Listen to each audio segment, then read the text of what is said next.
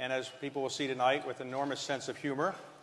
And in addition to being a business person that everybody would aspire to be, he has in recent years become, with Bill Gates and Melinda Gates, the largest philanthropist in the world.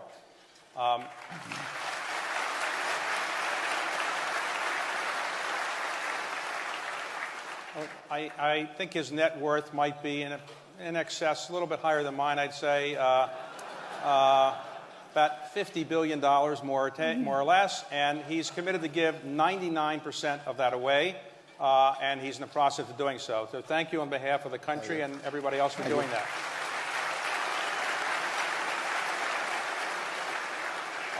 Your background is pretty well known, but some people may not know that you actually spent much of your formative years in Washington, D.C. Your father was elected to the Congress, so you moved here. You went to Alice Deal Junior High School, got a lot of C's and D's, as I understand.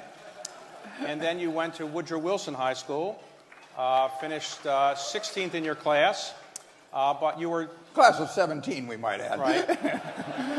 Well, you were working. You were delivering papers in the morning and delivering papers in the evening and so forth. And my question, really, to begin, is that many people who grow up in Washington love living here and they want to stay here. So they hope to aspire to be the head of a lobbying firm someday or the head of a congressional staff or something. Do you ever have any regrets that you might have been able to make something of yourself had you stayed here? Well, I'm still young, David. I may come back. Okay. I went out to Alice Deal today. First time I'd been there in 65 years, and I met the principal. I went to Wilson also today, but at Alice Deal I tried to get my record expunged, but I had no luck. Well, you told me earlier today that you lived in Spring Valley. Yeah, I lived at 49th Street between Van Ness and Fordham Road, yeah. And so today, with a camera crew, you knocked on the door of the person who was living in your house. What did that person say? Well, we had a good time. I mean, the house seemed to have shrunk, but she was very a wonderful woman. She's lived in the house for 30-plus years, and we got along very well. And then we retraced my paper route. So when you were growing up in Washington, you were already a business person. Well, I thought so. I didn't get a lot of public recognition as such. But so you were making money, and as I understand it, you filed your first tax return when you were 14 years old? Yeah, it was for the year when I was 13, and 13. I filed it when I was 14. Yeah. Okay. And did you think the tax rates were too high then, or not? It hurt more in those days. I did deduct my bicycle and my watch as business expenses, and only because the statute of limitations is applied. I took them entirely. Apparently, I never used my bicycle for pleasure or my watch. I never looked at my watch except when I was delivering papers. So after you graduated from Woodrow Wilson, you then went to actually the University of Pennsylvania for a year and a half, and then you transferred back to the University of Nebraska. Why did you leave Penn? That was a great business school. Why did you leave? Yeah, I felt I would. I wanted to quit after 1 year, to give you the honest answer on it. My father talked me. He kind of talked me into going to college in the first place, and then he talked me into going a second year. But he said if I went a second year, then I could drop out. And so then I went back to Nebraska. That way I got out of college in 3 years, and so it sped things up. And I plan to live in Nebraska. So when you graduated from the University of Nebraska, you applied to Harvard Business School and were rejected. That's true. Has Harvard ever announced that they've regretted that decision? Well, I understand the development officer is kind of unhappy.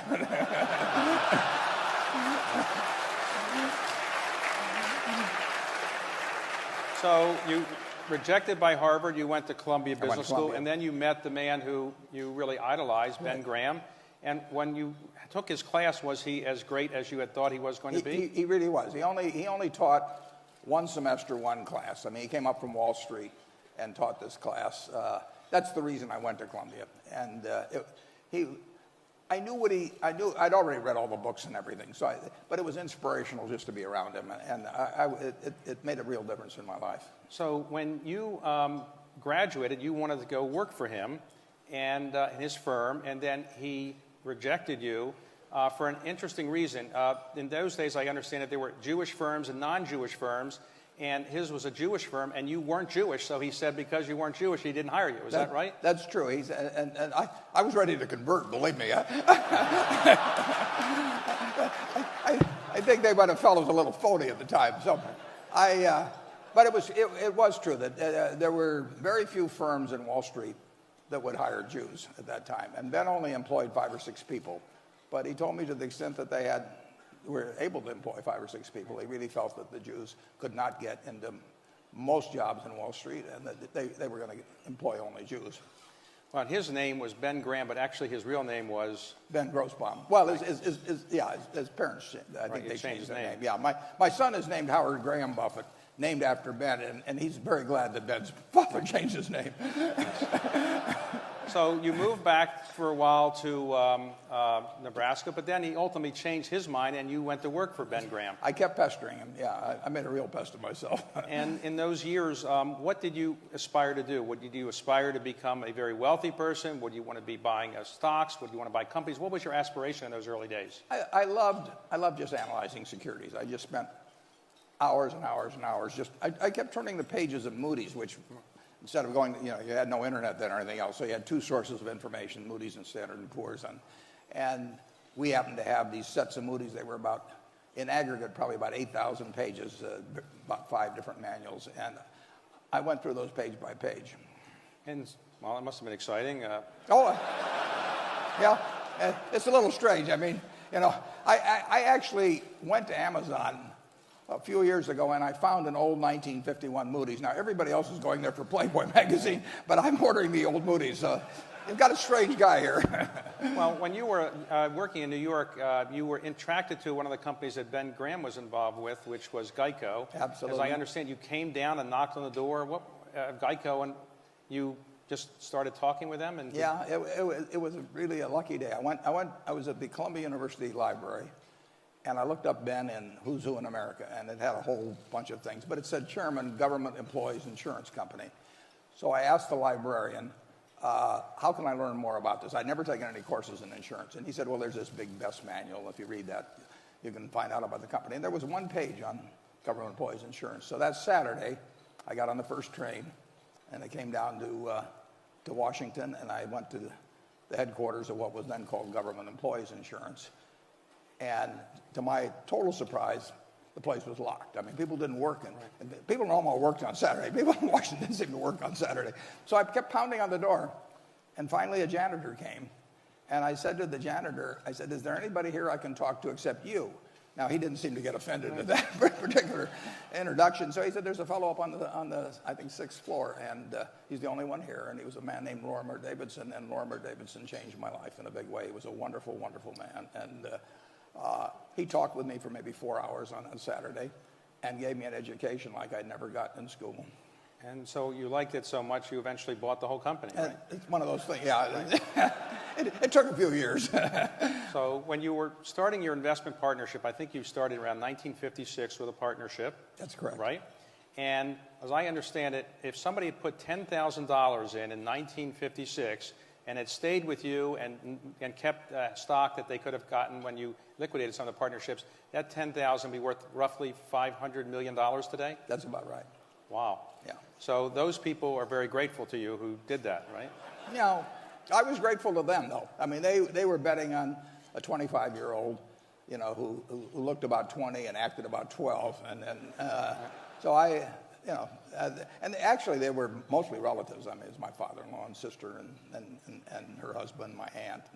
So your investment partnership you started buying companies and buying stocks. And one of the companies you bought was Berkshire Hathaway. And though your company is now very famous, it's named Berkshire Hathaway, that was not one of your best investments, was it? It was really dumb, yeah. I mean, it was what I used to call Graham's approach on buying very cheap stocks that weren't very good companies, cigar butts, because it would be like walking down the street and finding a cigar butt. There was 1 puff left in, and it didn't cost anything, and it was kind of disgusting, right. But it didn't cost anything. But I thought Berkshire Hathaway was that kind of a company, and it wasn't much of a puff either. Right. So, your company is named Berkshire Hathaway. You've sold that company many years ago. Did you ever think of changing the name? No. I don't do much of that. Okay. So when you started, originally you were buying stocks, you picked stocks, but then you started buying whole companies. Was that a different skill set? And How did you learn to buy and operate these companies? Well, when I buy 100 shares of XYZ company, I look at it as buying the whole company. And so I've always looked at buying stocks as buying businesses. So it really wasn't a different situation. Now, I couldn't resell it, and I couldn't, if I owned the stock, I couldn't change managements, which I could if I owned the whole company. But it was basically the same approach. I'm a better investor because I'm a business person, and I'm a better business person because I'm an investor. They cross over. Well, today, Berkshire Hathaway has how many different companies that are part of the Got about 75, but some of those own more companies. So you have 75 companies. You have about 270,000 employees. 270,000 employees. How do you manage all that? You have a very small office. How many people do you have in your office managing all this? Well, we're now up to 24. We're on one floor. We're never going to leave one floor. I tell them they can hire all the people they want, but we're not going to leave one floor. So if they want people sitting on their lap, go to it, you know. So you sit in your office during the day looking at new ideas for companies? Is that how you spend your time? I like to read a lot. So I read newspapers, and I read all kinds of financial information. And basically, I'm looking for one good idea a year. And do people send you letters over the transom? Has any of those ideas ever worked? Occasionally, but not very often. But I only need one a year. Okay. We're in June, incidentally, David, if you want to help me out. Okay. All right. Okay. Well, we have a couple companies we'd like to sell to you, but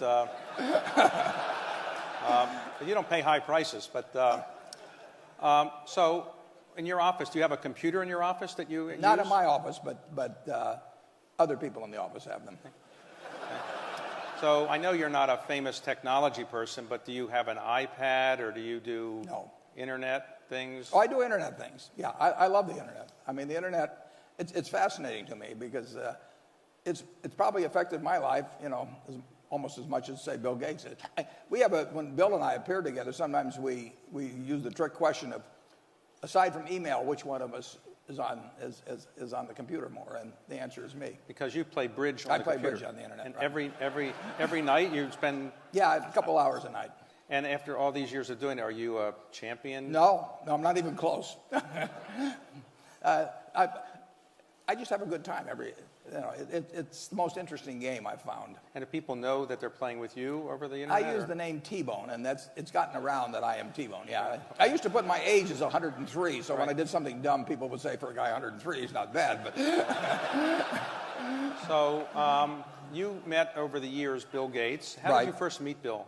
How did you first meet him? I met him on July 5th, 1991. Meg Greenfield, who some of the people here probably knew, had a house out on Bainbridge Island out right there in Seattle. And she'd called me in the late 80s, and she said, Warren, I love Seattle. Do I have enough money to buy a second place? And I said, Meg, anybody that calls me and asks does have enough. It's the ones that don't call. So she bought this house, and she wanted to show it to me then in 1991. So actually, Kay Graham, Raleigh Evans, maybe one or two others went out there and visited Meg. And then Meg knew the senior Gateses. So she called up Bill Sr. and Mary Gates and said, I've got this crew out here, and could we drop down? And Mary said, fine. And then Mary called up Bill and said, Warren Buffett's coming down, and would you like to come down? He said, hell no. What do I have in common with that guy? You know, he doesn't understand technology. You know, he's hopeless. And Mary was very determined, and she said, you know, you're going to come, Bill. And so they negotiated a while, and finally they got down to where he said he'd come down for, I don't know, an hour and 27 minutes or some other thing. And he came down, and we hit it off, and we were still talking 10 hours later, and we became good friends. But he never convinced you to buy Microsoft stock or buy technology companies? He didn't try to. He tried to get me to use a computer. Did that work? Eventually. When I learned I could play bridge on it, I got interested.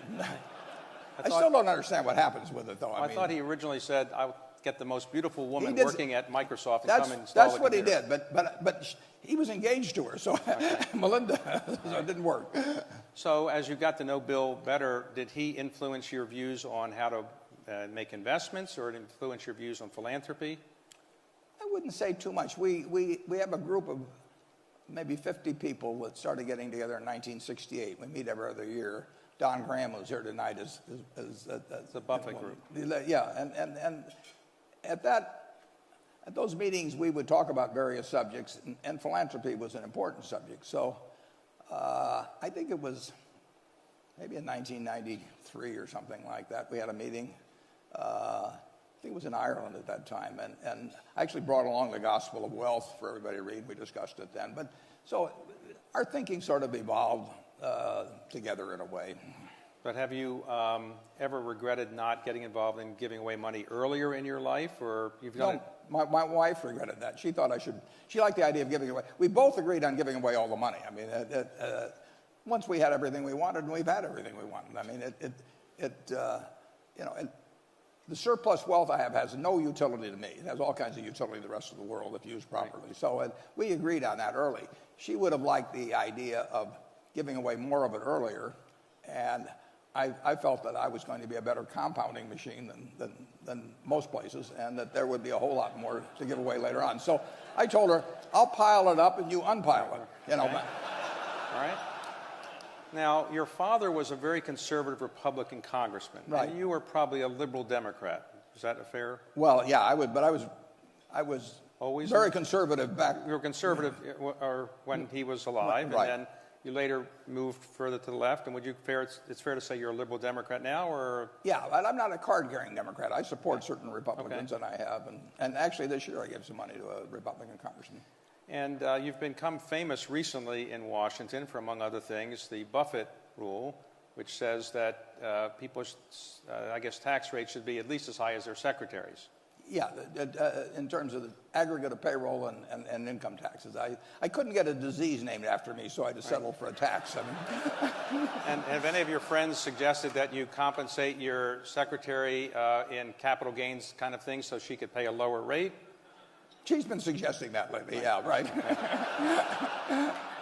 yeah, she's always on the phone with some tax advisor now. Now, the interesting thing is people have speculated about how much money she made, but the tax rate actually above $106,000 for most people goes down if you take the aggregate of payroll and income taxes, because the payroll tax is the most regressive of all and quits at that point. And so actually between, say, 106 and 200, in most cases, the rate would go down. Well, your financial acumen is pretty well known. So we now have in our country $15.5 trillion of debt in our federal government, and $1 trillion a year or so adding up. What would you do if you were able to wave a wand and try to fix our debt problem or deficit problem? Well, I think I would do what everybody in this room could do. I mean, if you ask everybody here how much the federal government should be raising annually or in aggregate over the next 10 years, the answers would come in somewhere between 18.5% and 19.5%, which is close to what's been the situation since World War II. If you ask them how much the government should be spending, they'd probably come in at 21%. Someone would come in at 20.5 or 21.5. And incidentally, you can have a 2 percentage point deficit relative to GDP, and the debt to GDP will not grow. I mean, in fact, it probably will shrink just a touch. So you can have a couple percent deficits on average. And I would take the plan that 90% of the people here would come up with to get to that 19% of revenue or to get to 21%. It can be Simpson Bowls, it can be a bunch of different things. And no one's going to agree 100% on every point. But I think we do agree on the fact that we probably should be raising 18.5 to 19%, and we should be spending 21 or thereabouts. And that means getting more from taxes, and it means cutting expenditures. And the problem is that the Democrats don't want to talk about what expenditures they would cut, and the Republicans don't want to talk about increasing revenues. So would you be in favor of increasing the capital gains tax, or no? Yeah, I would be in favor of that. But we could come to, we're raising, we'll say, 2.4, 2.5 trillion now. We have to raise, probably 300 or 400 billion more than that. And that can be done. I mean, we've done it straight through. I mean, I've operated under all kinds of tax rates, including 39.6% on capital gains. And the country has grown under all these circumstances. Our country works. But somebody has to step up and say where it comes from. It won't come from, just talking about reform doesn't solve anything on either the expenditure side or the revenue side. I mean, you've got to get specific about it. And like I said, I'll bet if everybody in this room designed a plan, I could sign on to 90% of them. And today, the economy in the United States is thought to be growing about 2.5% a year. Do you agree with that? Do you think there's any chance of a recession in the near term? I think it's very low unless events in Europe develop in some way that spill over here big time. But incidentally, if the economy grows 2% a year and population grows 1% a year, that means each generation is living 20% better than the generation before, and it means in a century, people are living 3 times as well as they lived at the start of the century. So, right. I mean, our rates of gain in the way people live have been dramatic. In my lifetime, I was born in 1930, there's 6 times the real GDP per capita as right. when I was born. 6 times in one person's lifetime. We have a system that works. I mean, and it'll keep working. You know, it may not work at 6 times for the next 80 years, but it'll work. It'll be 2.5 times or 3 right. times. Now, are you worried about the euro going away? Do you think Europe would allow the euro to go away, or? That's the big question. I mean, Lincoln said that, a house divided cannot stand, and half slave, half free wouldn't work. And we've got a system where they're half in and half out. I mean, they're in on a common currency, and they're not in on common fiscal policy or common culture or common labor practices. And that house will fall, but that doesn't mean it has to. And it means that they have to reconcile some of these things. It can't be half slave, half free. Now, you invest most of your money, I guess, in the United States. Yeah. Have you increasingly been investing outside, particularly in the emerging markets, or you're not as comfortable investing in the emerging markets? I'm comfortable in any place I understand the business well, and to some extent the rules that they operate in, and where I've got the right management. And so we will buy a business, in any one of 40 countries tomorrow if it's the right kind of business. But most businesses I hear about are in the United States. They think of Berkshire here. We're on the radar screen here to a greater extent than around the world. So I understand that somebody from Israel sent you a letter right. Over the transom, a 1.5-page letter, and you ultimately bought that company that person was talking about for $4+ billion. We bought 80% of it for $4 billion, and he wanted me to go see it. He told me what a wonderful plant he had and everything, and I said I'm not going to go see. I don't go to Iowa, right. As far as that's concerned. and he said no. He said you've never seen a plant like this, and I said, Eitan, I said, I love your business, I love you. I'll give you $4 billion, but I'm not going to go to, I got to start crossing oceans or anything crazy like that. So he said, well, if you buy the business, will you come? And I said, yes. So we bought the business, and then I went to Israel, and it was everything he said, and he was very pleased. And I said, yes. I said, if I'd seen this thing, I'd have paid you more money. So. That's why I don't go visit businesses. So what about China? Do you invest much there? You go to China very much? We've had 2 big investments. I was sitting in 2002 or 2003 reading the report of PetroChina, and fortunately it was in English. And I put about $500 million into PetroChina. The government of China owned about 90% of it. We owned 1.3%. So between the two of us, we controlled the company. And we made quite a bit of money out of it. It was a very, very cheap company. I mean, it was one of the huge oil companies in the world. The whole company was selling for $35 billion in the market, and that was ridiculous. Now, one of your most famous investments is Coca-Cola. You bought it relatively cheaply. It's very good for you, everybody. Now, when you I don't care whether you drink it, just pour it on your neighbor. But open the can. Now, when you were a young boy, you were addicted, I was told, to Pepsi. How did you switch to Coke? Well, I would like to say, of course, that I just finally grew up and understood. When I was a kid, Pepsi was 12 ounces for a nickel, and Coke was 6.5 ounces for a nickel. And if you have any insights into my personality, you'll know which I bought. So, of the investments you've made over the years at Berkshire Hathaway, which one would you say was the single best investment? Is there one that you really are most proud of? Well, the one I'm probably the most emotionally attached to is Geico because of a bunch of reasons, but it goes back to a day in January of 1951, a Saturday. And that, what Lorimer Davidson did for me changed my life. And he didn't have to do it. I mean, I walked in there as some 20-year-old kid on a Saturday, and he spent 4 hours educating me, and then he became a friend for life. And then subsequent people are Jack Byrne and Tony Nicely, who's here tonight. I mean, it's just been a wonderful association, whether we made any money or not. But we've done pretty well on the investment too. But beyond that, it has a special meaning to me. Are there investments that you really wish you had never done? What's your worst investment? I made a lot of terrible deals, and the worst it's hard to, probably the worst deal will be one I make in the future, but the current title, I bought a company, and incidentally, I did it. I mean, we do not have PowerPoints around or people explaining this stuff to me. I just go out and do them. And we bought a company called Dexter Shoe. George Mitchell's here tonight. He knows the company. And we paid $400 million for it, which went to zero, but we paid $400 million in stock. And the stock we gave up is probably worth maybe $3 or $4 billion today. So whenever Berkshire goes down, I feel better about that deal. Wow. I mean, What about the deals you passed on? You famously passed on Intel when it was getting started, I thought. And other... Yeah, I knew Bob Noyce pretty well, and we bought it. We bought the converts when they were private, just because of Bob. We bought them at Grinnell College, and the endowment of Grinnell College went from $8 million to $1 billion in about 12 or 14 years. So, and Intel was a help on that. But in the end, I don't worry about things I don't understand. I mean, I think it was Tom Watson Sr. said, "I'm no genius, but I'm smart in spots, and I stay around those spots." Right. And there's a lot to that. And knowing your circle of competence is where that perimeter is enormously important. And the fact that there's all kinds of things I can't do, and there's plenty of companies I can't analyze, but I don't have to worry about that.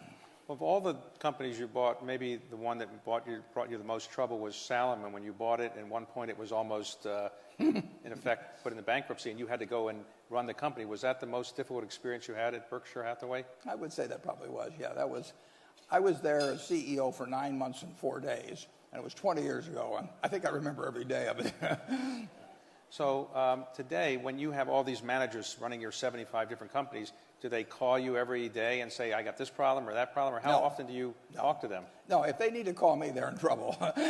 We buy businesses where the managers come with them, and there are some managers that I don't talk to once a year, and there's one I talk to almost every day. But after the one that I talk to almost every day, I would say the highest frequency would be maybe once a week. But they always call me. I don't call them. Now, when you want to make an investment, you have a board of directors. Do you ever ask them? I've heard that you will buy a railroad for 20-some billion and not tell your board of directors. I told a few of them. Okay. That was an exception. That I told them, not that part of why we're able to make deals is because we can act fast. They know we have the money. They know we'll do the deal. We closed on October 6th, 2008, on a $6.5 billion investment in Wrigley in conjunction with Mars. And they knew we would have the $6.5 billion and that we would close on that day. People weren't closing on anything. And so it's a real advantage to be able to pull the trigger. And if we have to go through lots of presentations and everything, I mean, I've been on 19 corporate boards, and every deal works on the PowerPoint, so it's a show and tell type thing, and I don't really participate in it. So recently came out in court discussion that in the insider trading thing that's going on relating to an investment you had made in Goldman. Right. It came out that you had set the deal and you told the investment banker this is the deal, and they had to get back to you, but you said don't call for a few hours because you're going to Dairy Queen with your grandchildren. Is that right? That's true. You didn't want to be disturbed on a deal? Well, I knew what I would do, and I told them what I would do. And if they wanted to do it, fine. If they didn't want to do it, fine. I mean, we don't really negotiate at Berkshire. It's just I don't have enough time, to spend the rest of my life, negotiating with people. So I tell them what I'll do, and if it works, fine. If it doesn't work, fine. Then. Now, famously, people wonder who will be your successor, and I wonder if tonight you wanted to give us any insights into that. Well, I have left the directors a Ouija board, and I plan to keep in contact with them. Right. Okay. I don't want to disappoint you, but you're not on the short list, David. Could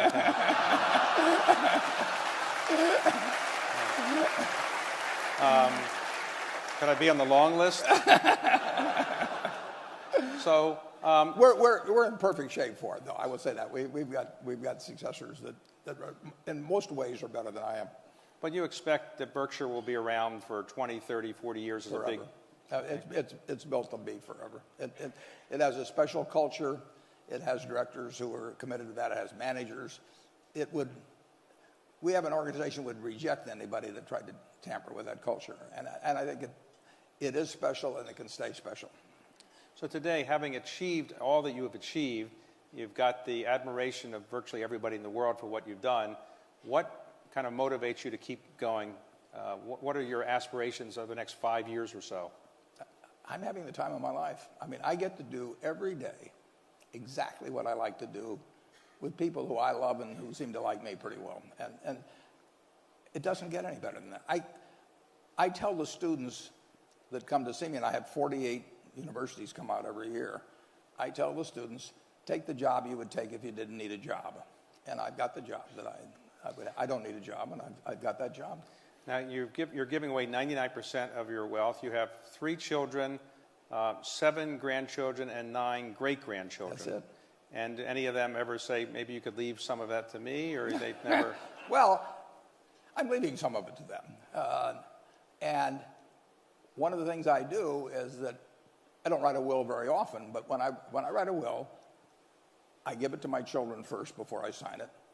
They all read it. They're the executors. And I want 2 things. I want them to understand exactly what's in it, and secondly, I want them to agree with it. I mean, and if they don't, I want them to talk it out now, and we'll figure out what makes sense. And so every, 5 or 6 years or 7 years, whenever I do this, they read it, and sometimes there is something that they don't understand in terms of exactly what their duties might be or something of the sort. And then in terms of equating, I've got one son that likes a farm. I've got a farm that he'll get. I've got another daughter that likes the particular house. And I've got these various ways of equating that in percentages and all of that. And in the end, I think they feel very, very lucky in life. So the average person who doesn't have your investment skills and they want to not lose their money, would you recommend that they play the stock market, they buy mutual funds? What do you recommend to the average investor? Well, playing the stock market, playing is not a word I would choose. I would recommend that they put a similar sum, and maybe they'd be earning more as they went along, but save something every month and basically put it in an index fund. Right. They are not in a position to make judgments on stocks themselves. They're not in the game any more than I can prescribe in medicine or something of the sort. They will get a good result. The American economy has done wonderfully. I mean, if you take the 20th century, the Dow started at 66 and it ended at 11,400. Right. Now think of that. How could anybody get a bad result in investing starting at 66 and 11,400? But a lot of people do because they jump in at the wrong time or they think they know this stock versus that stock. But the average person should just consistently buy equities, which to me are by far the most attractive investment choice around, and put it in, and if they do that for 20 or 30 years, they'll do very well. But you don't subscribe to the efficient market theory that says that basically you can't beat the stock market? You subscribe to that theory that you can't, or you? Well, if I'd subscribe to that theory, right. I'd still be delivering papers. Right. Yeah. Right. No, I don't think there's any question that certain people who evaluate stocks as businesses can make intelligent decisions about businesses, which will enable them to do very well in the securities market. But I don't think somebody that is listening, to a TV channel tell them what to do, or somebody jumping around with histrionics, or even some salesperson who's getting paid more money for selling them something and getting them to change tomorrow is the key to it. Now, you gave away, or committed to give away, the bulk of your money to a foundation set up by other people. Why did you choose not to just have the money go to a foundation named after you that presumably you would control? And how did that idea come about? Well, originally I'd actually planned, I thought my first wife would outlive me and that she would give away the money, so that it would have gone to a foundation that she ran. But the idea was to get the money spent. And you say it's run by other people, but if you set up the Ford Foundation or you set up the Carnegie Foundation, they're being run by other people. It's just that the Carnegie didn't know who they would be, or Henry Ford didn't know who they'd be. So they are going to be run by other people if they extend beyond your lifetime. And I picked people that I had enormous confidence in the fact that they had a similar judgment about where money should go, and where I thought they would do a first-class job of administering it. And then, in the case of the Gates Foundation, I get people that are putting up their own money big time, who are very able people, who are working full-time at it themselves, who aren't charging me anything. And I've got these foundations that are run by my children that it's been wonderful for them, and they each have a separate foundation so that they can follow their own interests and not have to sort of roll logs as to who votes for this one or that one. And it's all worked out perfectly. And what was Bill Gates' reaction when you called him and said, guess what, I'm giving you $50 billion eventually? I think he said, what? No, I shouldn't joke about this. No, I don't remember exactly what he said, but I think he was surprised. Okay. And did he suggest you put your name on the foundation as No, well? I don't want my name on anything. There are all kinds of people that do want their names on it. So if you can sell it to some other guy, why should you give it to me where you don't get anything out of it? Okay, I understand. So as you go forward now, are there certain things that you would like to accomplish beyond what you've accomplished? Are there certain social problems you'd like to see being solved, or economic problems, or is your goal mostly to keep your company doing well and give away the money? Well, in terms of personally, sure. I want Berkshire. I mean, that is my painting in life. I've been painting it all my life virtually, and I want to keep painting it and have it become even more of what it already is. And so that's what I love. Anything that works positively for Berkshire in terms of adding better businesses, having wonderful managers around, anything makes them be in a position to get their full potential from their companies, I love. And I'll do that as long as I can. I like the idea that basically the fruits of that, will be used by some very intelligent people to improve the lot of a whole bunch of people who didn't get the lucky straw in life like I got. And how old were you when you realized you were much better than other people in picking stocks and making these kind of investments? Did you realize that as a young person, or did it take much longer before you realized you were much better than everybody else? It sounds obnoxious, but I thought I was going to be pretty good early on. I went through this period at Woodrow Wilson, where I was really bad at Alice Deal, but I was kind of working out of it at Woodrow Wilson. And I had these teachers that I caused some trouble to, but they did think I knew a lot about stocks. And of course, in those days, teachers put all their money in AT&T. I mean, that was the ultimate safe investment. So when I was feeling particularly obnoxious, I shorted a little AT&T and brought the confirmation, showed them to the teachers, made them worry a little. But you couldn't love anything as much as I loved investments and not get fairly good at it. I read every book in the Omaha Public Library on investments by the time I was 11, and we moved back here. And as soon as I got back here and my dad was in Congress, I said, get everything in the Library of Congress. I want to read it. Well, there's one company in Washington we didn't mention. You obviously bought Geico, and that's one of your most famous investments, but you made a very famous investment in the Washington Post many years ago. What attracted you to the Washington Post, and how long have you held that investment? Well, I love the business as such, but when I bought the Washington Post company, this is pre-split, they had about 4.8 million shares outstanding, and the stock got down to 16, but thanks to the Nixon challenge to their TV stations and a few things, Bibi Rebozo and the rest, the stock cascaded down from 37. So when we bought it, the whole valuation of the Washington Post company was about $100 million. Now, if you'd asked any reporter at the Washington Post to go out and do a story on what the Washington Post company's constituent businesses were worth, they would have come back and said $400 or $500 million. So you were really buying a wonderful business run by wonderful people at 20 cents or thereabouts on the dollar. And it's almost a classic investment. If you'd asked any of the people who were selling their stock to us, what's the Washington Post company worth, they would have said 3 or 4 times what it's selling for. But they sold it because they thought it was going to go down the next day. And they were right for a while. But you've owned that now for 30? It's been 29 years. 39 years. So you are an optimist about the future of our country? It's a cinch. Yeah, we haven't lost the secret sauce. I mean, go back to that. When I was born in 1930, the Dow was 252 on the day before. I was born on a Saturday. Friday was 252. That was the high for the year. It was going to go down to 42. There's no connection in this, folks. But if I'd seen that, my dad was going to lose his job, and he worked in a bank, and he had all his money in that bank, and it closed, and he had no money to pay his mortgage or anything. That was going to happen within a year. If you'd seen that, you said, go back. It'd be like the old Woody Allen movie, you know, just don't even come out. And look at what has happened since that time. I mean, you know, we went through a terrible war. We went through a terrible depression. We went through 25% unemployment. We went through thousands of banks closing. 6 for 1, you know. We're not smarter than the people in 1930. We don't work harder than the people in 1930. We've just got a system that works. It's been working, you know, since 1776, and it'll keep working. Oh, any regrets in life? Not really, no. And today you are somebody who is very close to the President of the United States. If he asked you to come in and serve as an advisor, would you do that? Or? Well, it won't happen. If he wants to ask me anything, I'll certainly be, I'd always be glad to help, but that would be true of any president or any circumstances. And today, Berkshire Hathaway, is that a buy at this price? Well, the businesses it owns are worth more than the market price, but that's true of other businesses too.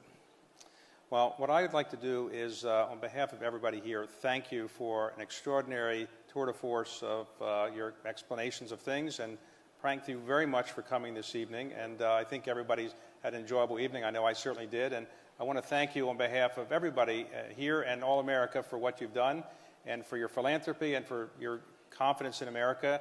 And on behalf of the Washington Economic Club and everybody here, I'd like to give you a few gifts if I could. You may get on that short list eventually this way. Okay.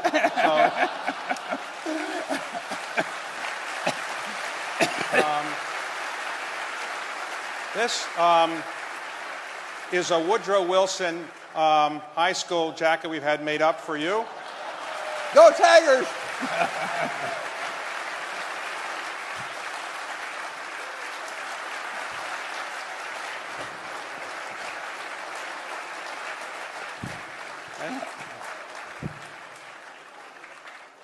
And we have here a copy of the original map of the District of Columbia we'd like to give to you as a gift from the club.